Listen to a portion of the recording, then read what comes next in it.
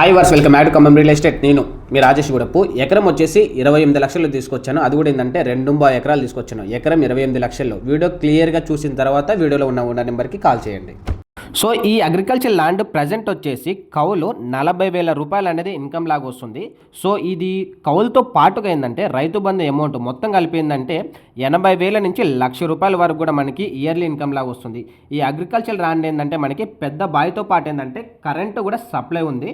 So మనకి ఏంటంటే bore కూడా ఉంది కాబట్టి అసలు వాటర్ ప్రాబ్లంకి అయితే మనకి ఎలాంటి ఇబ్బంది లేదు. 1 ఇయర్కి వచ్చేసి 2 పంటలు పండించుకోవడానికి కూడా వాటర్ ప్రాబ్లం అనేది లేదనమాట. మీకు ఒకసారి బావి కూడా చూపిస్తాను చూడండి. చాలా పెద్ద బావి అండి. ఇక్కడ పారే నీళ్లు పంట పొలాలు కావచ్చు, కాలువల నీళ్లు కావచ్చు, మొత్తం కూడా మనకి ఏంటంటే ఈ బావిలోకి వెళ్తాయి కాబట్టి మంచి ఎండాకాలం అయినా సరే మీకు వాటర్ ప్రాబ్లం అయితే లేదు అనమాట. సో ఈ లొకేషన్ వచ్చేసి మనకి బోనకల్ మండలంలోని ఆళ్లపాడికి వెళ్ళే రూట్లో, అది కూడా ఈ ఆళ్లపాడికి వెళ్ళే రూట్లో మనకి మీకు వీడియోలో చూపిస్తాను చూడండి.